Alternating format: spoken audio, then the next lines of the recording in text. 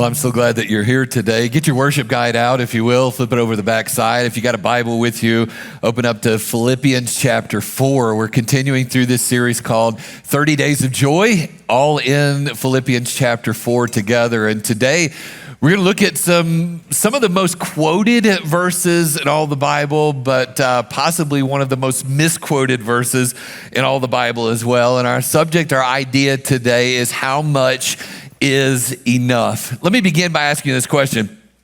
Have you ever thought about how much our emotional stability is connected to percentages? Think about it for just a second.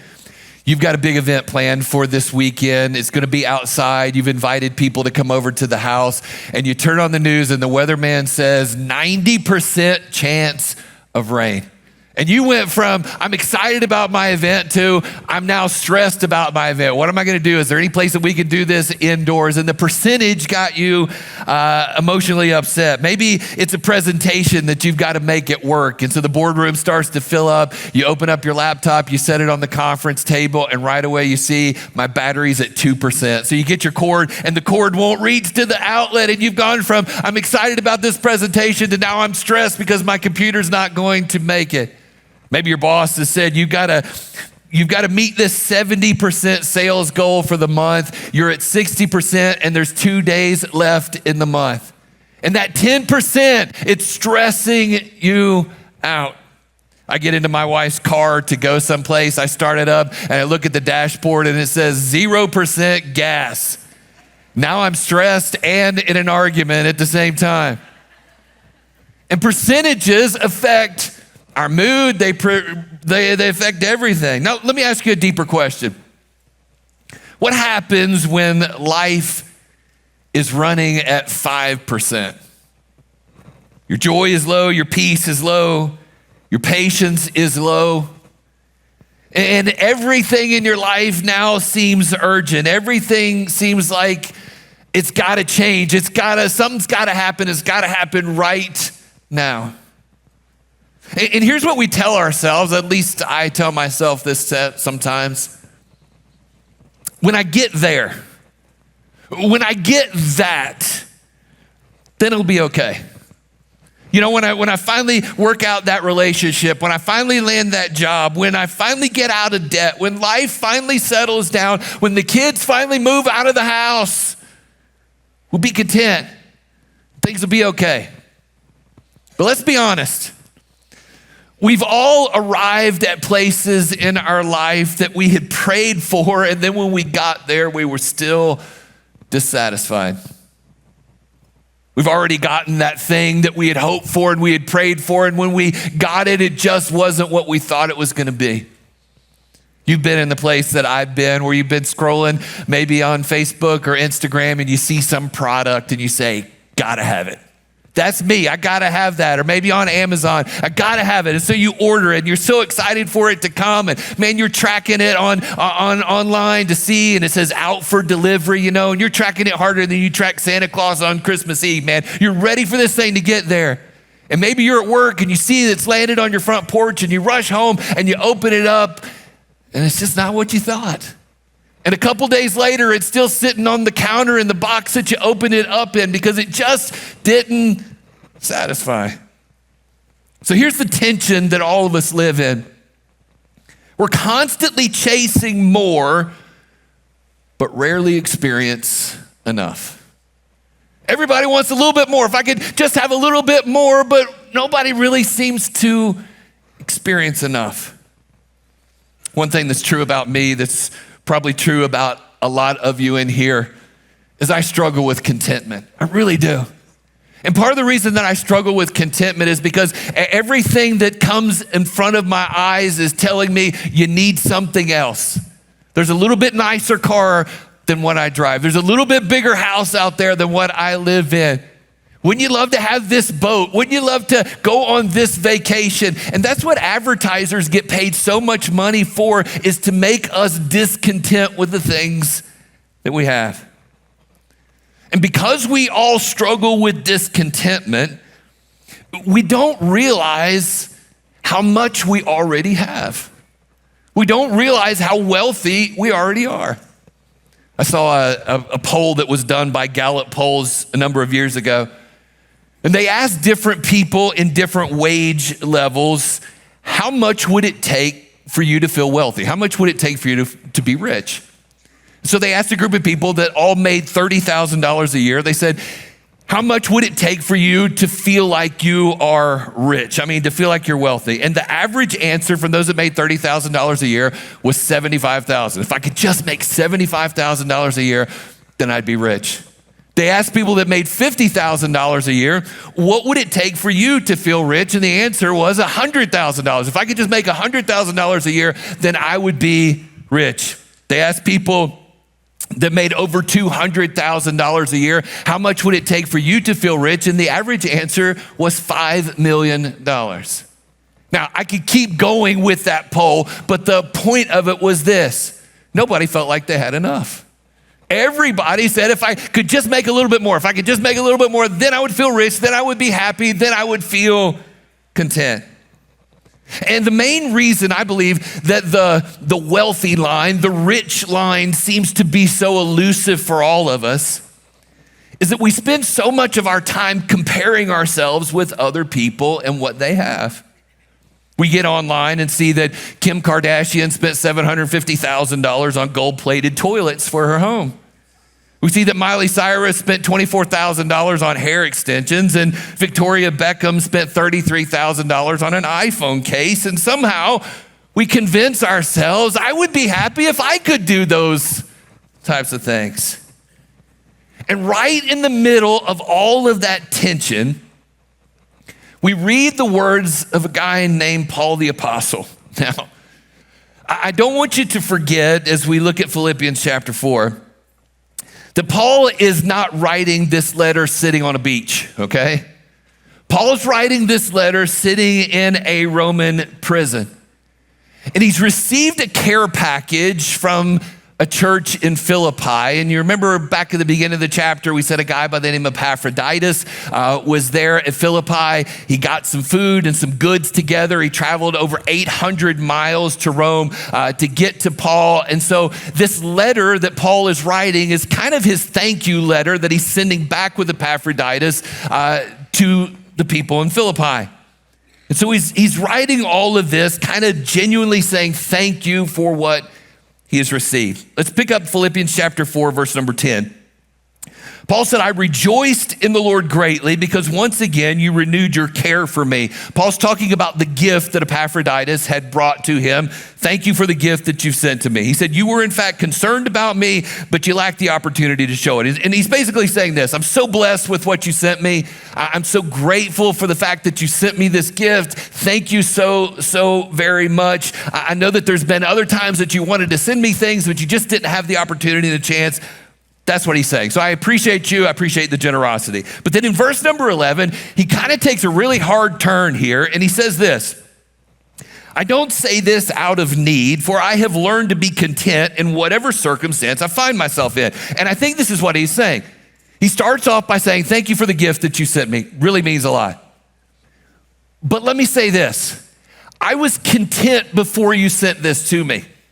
I'm still content now that you've sent me this gift. But your gift did not change my contentment. I was already content, but thank you. I don't want to sound ungrateful, but I was content before it got here, and I'm still content. Let's keep reading. I know how to make do with little, and I know how to make do with a lot. In any and all circumstances, I've learned the secret of being content, whether well-fed or hungry, whether in abundance or in need. I am able to do all things through him who strengthens me. Paul's teaching this from a Roman prison, and he begins to talk to them about contentment. Now think about that. He's sitting in jail writing from contentment, and he's not talking about contentment from theory. He's teaching it from testing. Paul's not talking about this from comfort. He's talking about it from confinement. Now, it's easy for us to talk about contentment when life is good, isn't it? Just go ahead and shake your head like this. I'm sure I'm content. Everything's great. I got all the money that I need. It's easy to talk about that. But Paul's talking about contentment when life is at its very worst. Now, let me give you a target statement for the message today. It's at the top of your notes. Contentment is not found in what you have. It's found in who has you. And I think that's what Paul wants to teach us in these next 3 verses this morning. It's not found in what you have, it's found in who has you. Let me give you 3 principles this morning that I want us to learn together. And so get your pen out, get your piece of paper out, and I want us to take notes and I want us to learn. So if you're ready to learn, say, I'm ready. One more time. If you're ready to learn, say, I'm ready. All right, point number 1. This is what I think Paul wants us to learn. Contentment has to be learned because it doesn't come naturally. Contentment has to be learned. He says, I've learned how to be content. Paul's saying this. This is not natural. This is not a normal thing. As a matter of fact, when you and I are born, we're born just the opposite. We're born discontent. Not only is contentment not a natural characteristic, it's something that has to be developed. It has to be trained. It has to be practiced. And here's why that matters so much. Because most of us are waiting to feel content instead of choosing to learn contentment. I don't want you to miss that. Most of us are waiting for this feeling. Someday I'm going to feel content. And if I get this, then I'll feel content. And Paul says, no, it's not a feeling. It's choosing to learn to be content. Let me say it very plainly. Contentment is not a personality trait. It's a spiritual discipline.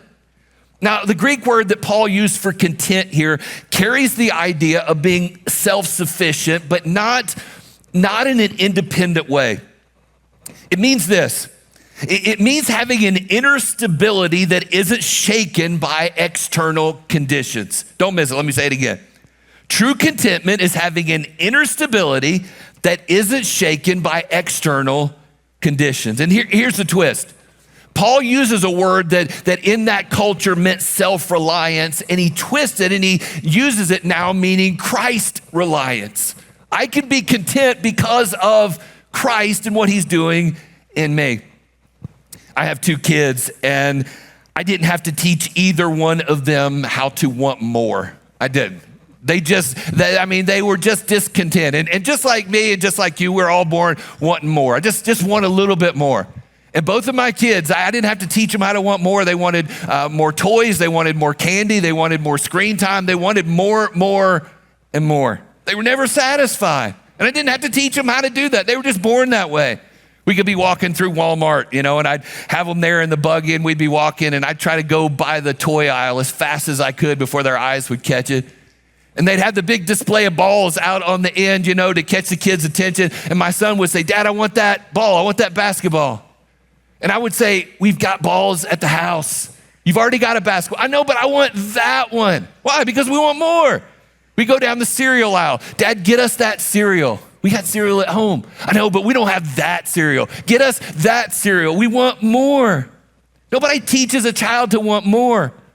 You ever seen a toddler that says, I got enough stuff? Never seen that. What does a toddler do? They got 200 toys laying around them, and they want the one that child has in their hand because we want more. And if you don't train your heart, listen, your heart will train you because we're always drifting towards more. And your heart will always drift towards comparison. Comparison says they have more, they look better, they're ahead, I'm behind. And comparison is the thief of contentment. Why do I not feel content? It's because I'm always comparing myself to other people and to somebody else. This is backed up by actual research. Listen to these statistics. High social media usage, don't miss this, is strongly linked to increased depression, particularly among young adults and teenagers.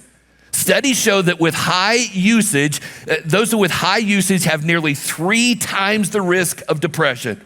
Higher depression scores are associated with excessive use of specific platforms like TikTok, Facebook, and Snapchat. 40% of youth struggling with depression and suicidal thoughts report problematic social media use. Why is that? It's because there's constant comparison. They've got this, they've got that. I don't have those things. Listen, that's not just a teenager, young adult problem. Any of us that spend excessive amounts of time liking and scrolling are unconsciously falling into that same trap. Now, here's the problem. We get on social media, And we see everybody else's highlight reels, don't we? And we assume that's what their whole life is like. Here's a picture of my new car. Here's a picture of our vacation. Here's a picture of us on the beach. Here's a picture of my kid getting an award. Here's a picture of me out on the boat. Here's a picture of our wedding photo. It's all highlight reels. I'm sitting there eating a grilled cheese and Cheetos watching you at a 5-star restaurant. No wonder I'm discontent. And I think that your life is like that all the time.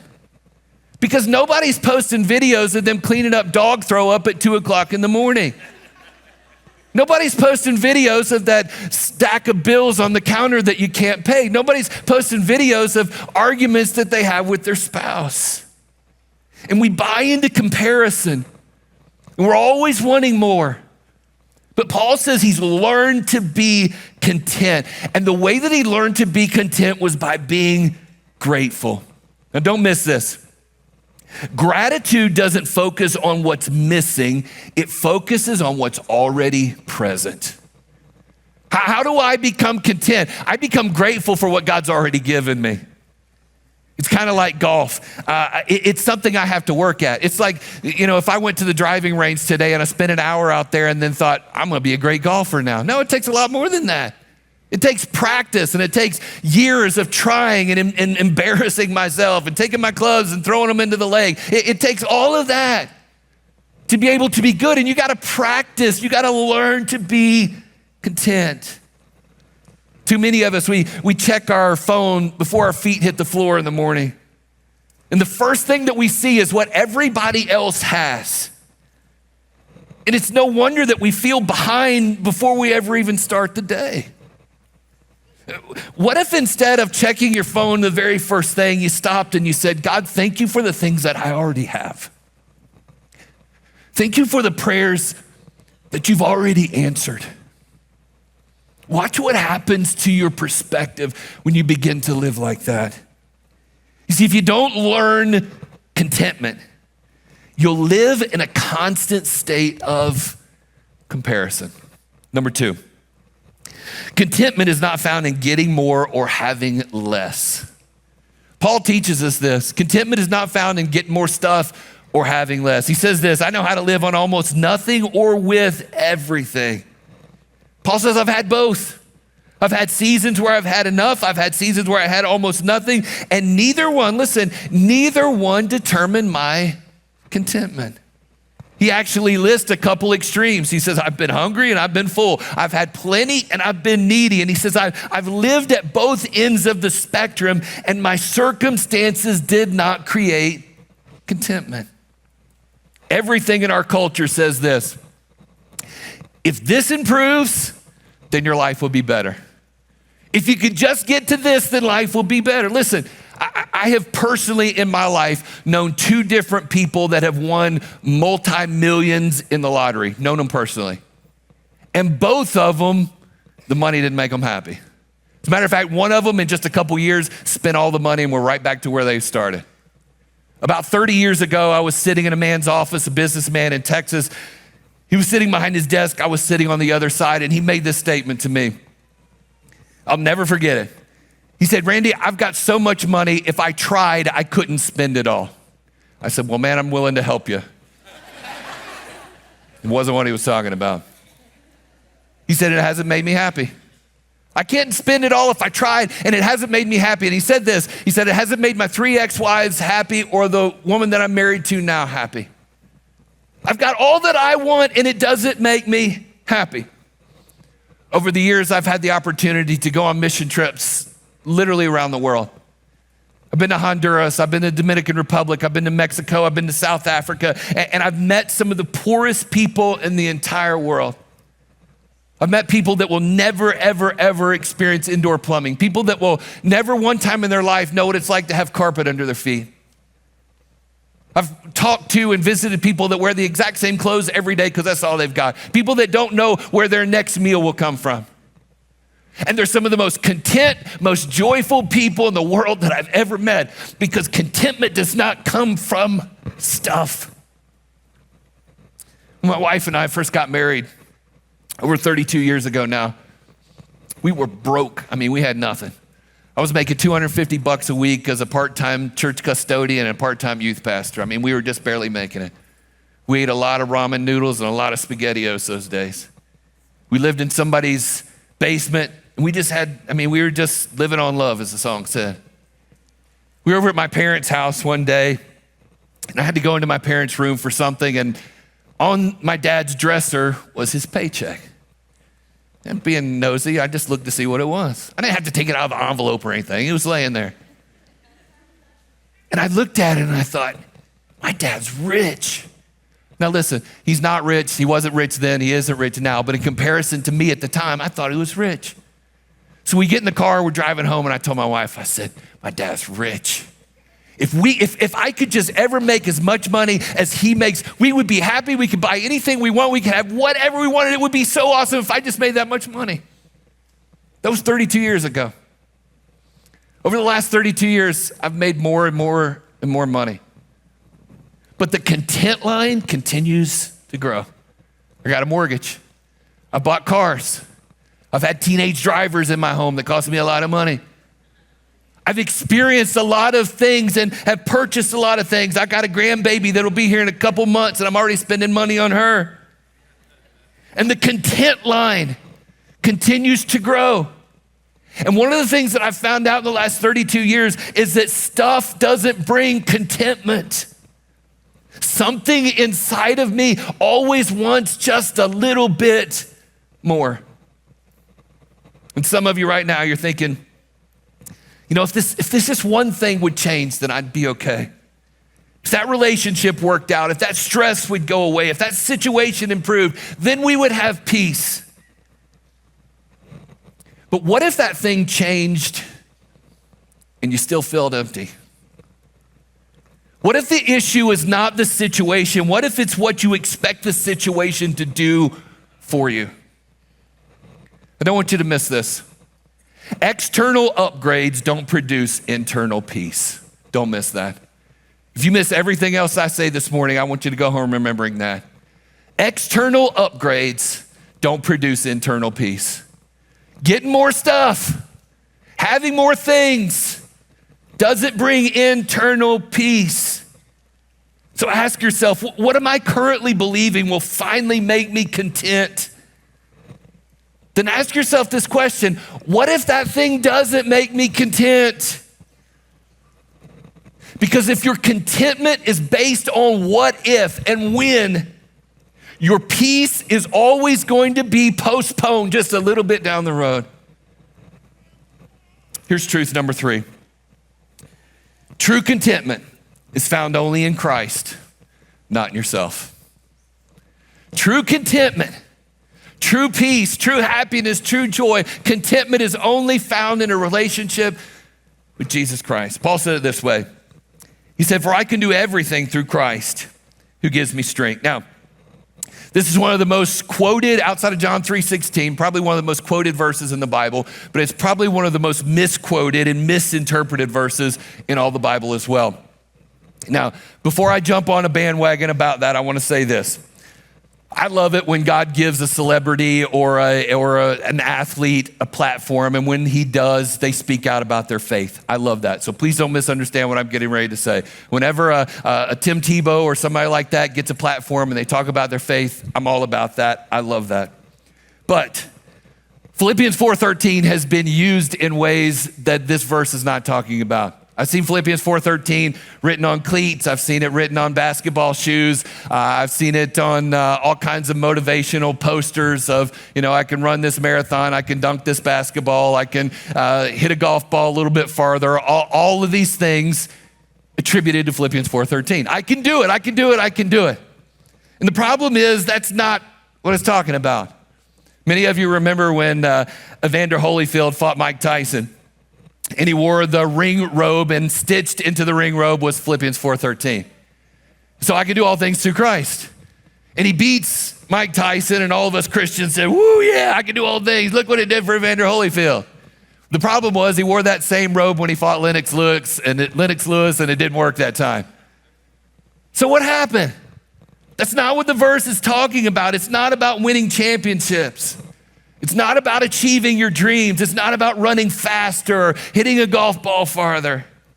All of those things put me in the driver's seat.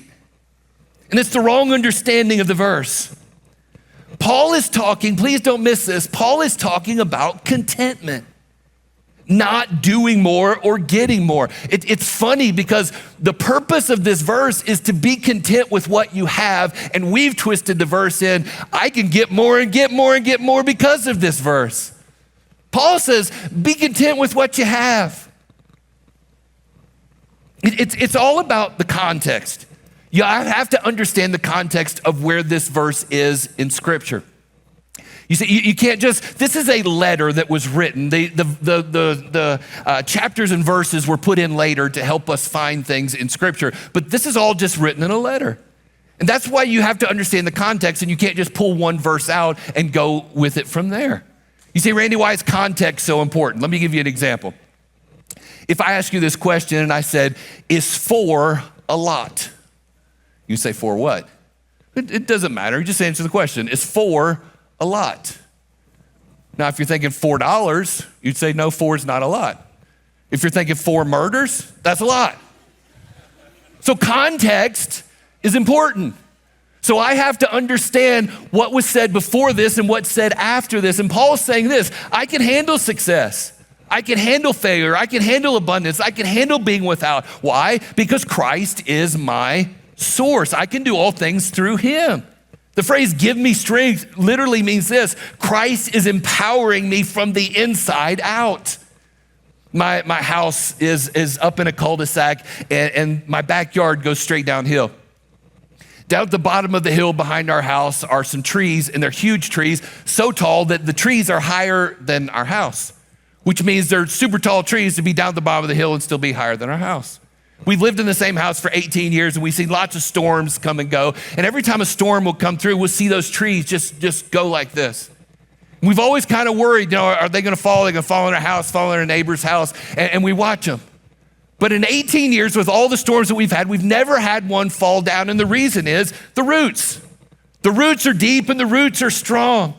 And the parts of the tree that you can't see are stronger than the part that you can see. So your spiritual strength, your contentment is not based on what's happening above ground. It's what's happening below the surface inside of you. And contentment is a function of focus. What are you focusing on? If my focus is on Christ, then I can understand and have contentment. Now, the secret to joy and the secret to true contentment is perspective. It's perspective. What am I looking at? Is God, do I have the same perspective that God has? Let me make it real practical and then I'm done. When you are tempted towards discontentment, and all of us are, probably every single day. When you're tempted towards discontentment, turn your heart and turn your thoughts towards thanksgiving. I promise you that will change everything. When you begin to look and say, I wish I had that, I wish I looked like them, I wish I had that car, I wish I lived there, I wish we could go on that vacation. When you're living in discontentment, turn your heart towards thanksgiving. Let me give you an example. The kids make a mess. There's spaghetti all over the floor, there's toys everywhere, they've left their clothes out. And rather than being frustrated and mad at the kids and living in discontentment, be thankful you got kids. Be thankful that you have a house for your kids to live in. I've been to Honduras, listen to me. I've been to Honduras and I've seen families that live at the garbage dump who have absolutely nothing. And we get discontent and we get frustrated, we get mad when our kids make a mess. Rather than living in discontentment, turn to thankfulness. My boss, he frustrates me and he makes me so mad. I'm discontent. Turn that discontentment into thankfulness and say, God, I might be discontented with this, but I'm thankful I got a job. I'm thankful that I have a paycheck and I'm able to provide for my family. When your spouse irritates you so much, rather than being discontent, look for the thing in them that they do so well and that you fell in love with. And thank God for that.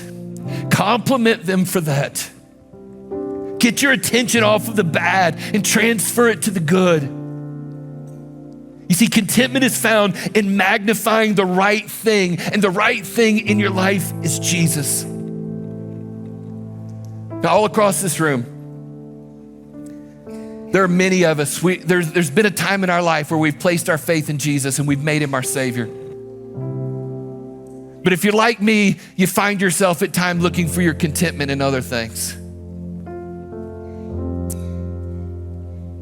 In a car, a house, in a person.